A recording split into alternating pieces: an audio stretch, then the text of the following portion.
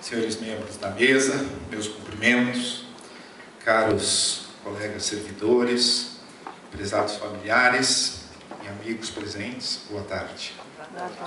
Estamos hoje aqui para comemorar o Dia do Servidor Público, muitos aqui são servidores, e além disso para participar da solenidade do programa de premiação do desempenho funcional, instituído, se não estou enganado, por uma portaria de fevereiro de 2002 e, portanto, a 11ª edição desse prêmio.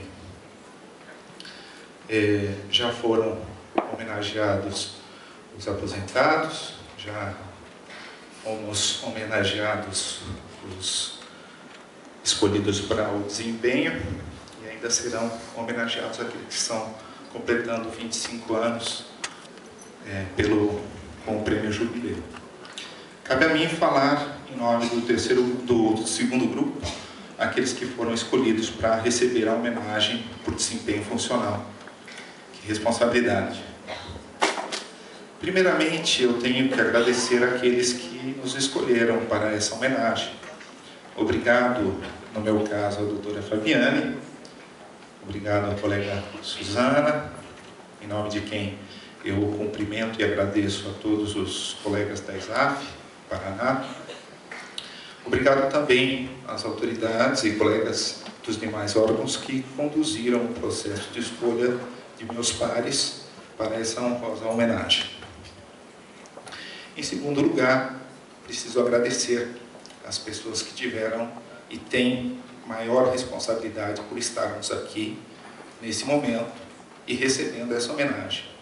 São os nossos pais, nossas esposas, companheiras, esposos, nossos familiares, filhos, filhas, tios, tias, irmãos, irmãs, avós, tantos, nossos amigos e nossos professores.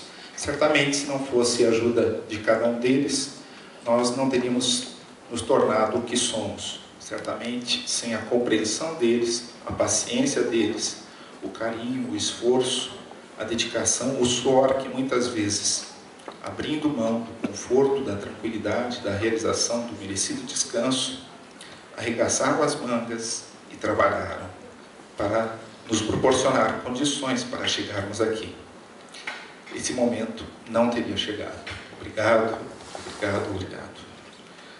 Bem, feitos esses indispensáveis agradecimentos, convido-os a refletir um pouco sobre o momento que estamos vivendo, um momento de comemoração e homenagem. É muito comum, em diversos momentos das nossas vidas, afirmarmos que o tempo passa muito rápido.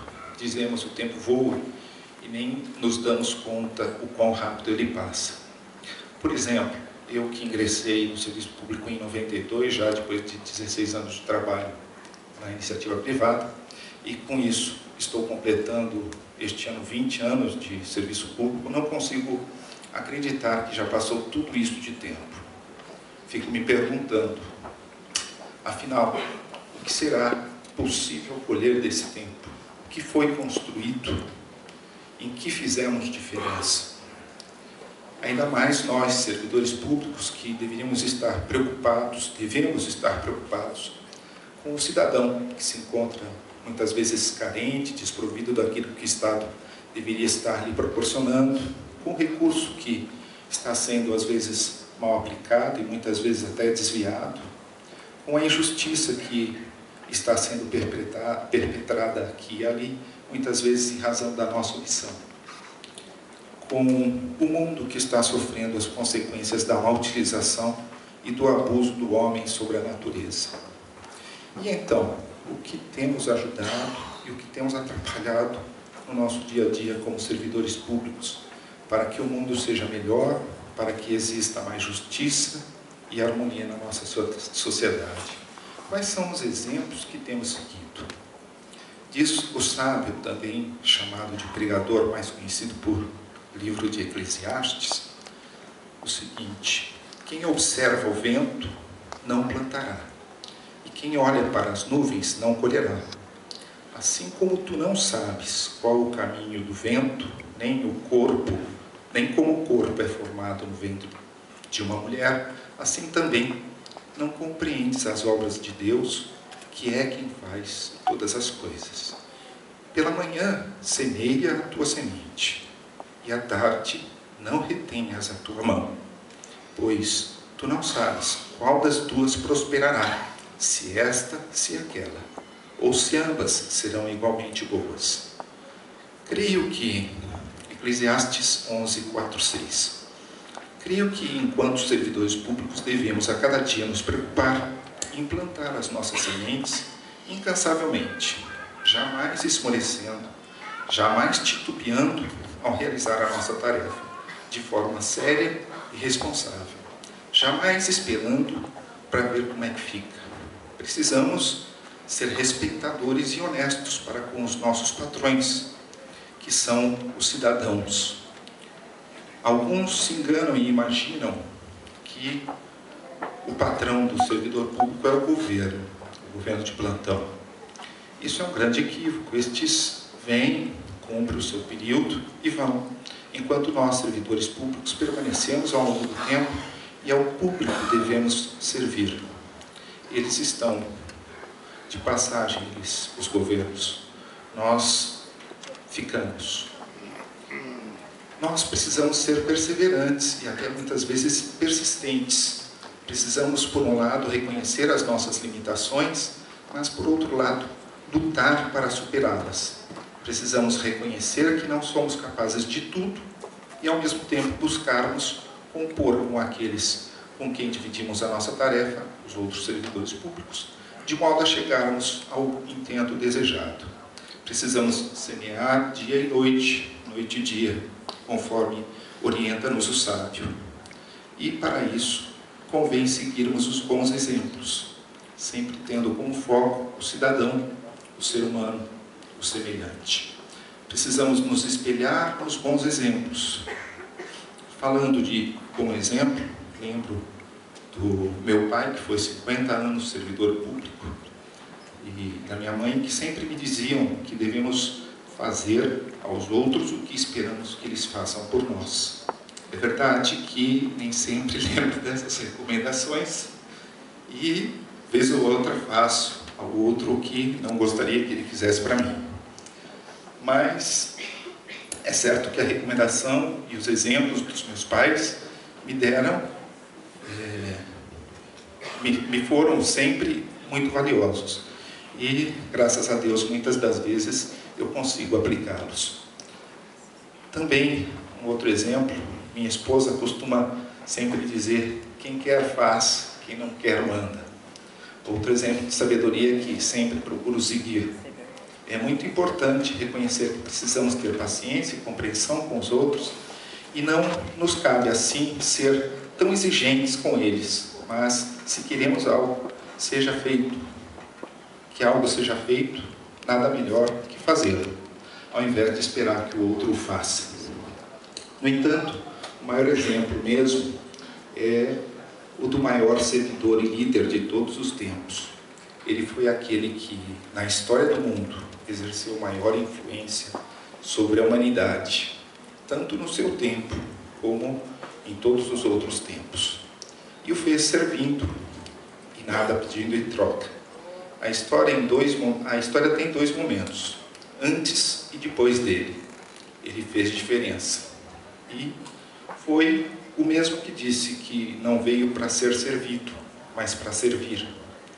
Foi quem lavou os pés dos seus discípulos, foi quem, ao final da sua estadia aqui, sem jamais ter falhado ou pecado, se entregou por amor de seus irmãos. Que exemplo! Esse é difícil, né? Bem, Einstein, a certa altura, disse: o mundo é perigoso não por causa daqueles que fazem o mal, mas por causa daqueles que vêm e deixam o mal ser feito. Como servidores públicos, não podemos jamais nos conformar com o que não está sendo feito da melhor maneira possível. Não é também razoável que aceitemos, e menos ainda, que pronunciemos frases como: isso sempre foi feito assim, não vou fazer, não é minha obrigação. do jeito que tá bom. Depois eu faço. Eu não vou arrumar, não fui eu que estraguei. Para que eu faria isso se eles não estão nem aí para mim? Para que me matar se ninguém se importa comigo?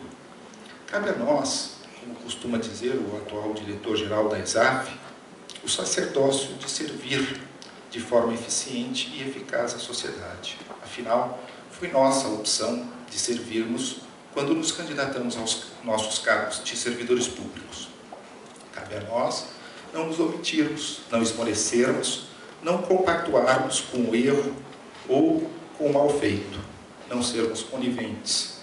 Cabe a nós sermos persistentes quando possível, quando cabível, e perseverantes sempre, plantando a semente de modo incansável. A persistência é diferente da perseverança. Einstein também dizia: não há maior demonstração de insanidade do que fazer a mesma coisa da mesma forma, dia após dia, e esperar resultados diferentes. Por outro lado, a sabedoria popular, por meio de um ditado muito conhecido, diz que água mole em pedra dura tanto bate até que fura. Em seu livro Nunca Deixe de Tentar, Michael Jordan disse: você pode praticar arremessos durante 8 horas por dia, mas se a sua técnica estiver errada, tudo o que irá conseguir é se tornar muito bom em arremessar a bola do jeito errado. Por isso, ao aprendermos com os nossos erros, podemos e devemos sempre que preciso buscar atingir o resultado pretendido de maneira diferente, mudando para isso de estratégia, mas persistindo na busca do resultado desejado, nunca desistindo dele. Se queremos um mundo melhor, uma sociedade produtiva, justa, harmoniosa, não nos cabe esperar que façam algo por nós. Devemos fazer a nossa parte e da melhor forma possível. Rubem Alves, em certa ocasião, fez uma interessante reflexão. Nela, ele tratou do tênis e do frescobol. Disse: o tênis é um jogo feroz. Já estou quase acabando. O seu objetivo é derrotar o adversário. E a sua derrota se revela no seu erro. Quando o outro for incapaz de devolver a bola, joga-se tênis para fazer o outro errar. O bom jogador é aquele que tem a exata noção do ponto fraco do seu adversário. E é justamente para aí que ele vai dirigir a sua cortada.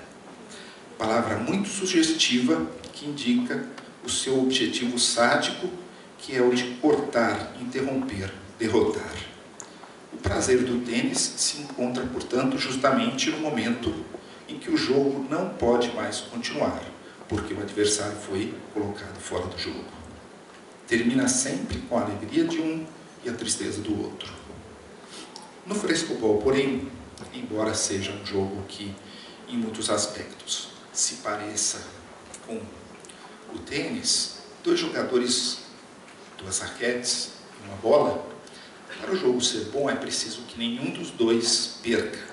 Se a bola veio meio torta, a gente sabe que não foi de propósito e faz o maior esforço do mundo para devolvê-la, gostosa, no lugar certo, para que o outro possa pegá-la. Não existe adversário, porque não há ninguém a ser derrotado.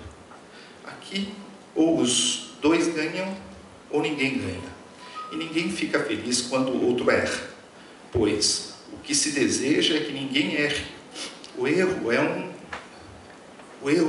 de um no frescobol é como a ejaculação precoce, um acidente lamentável, que não deveria ter acontecido, pois o gostoso é aquele ir e vir, ir e vir, ir e vir. E o que errou pede desculpas. E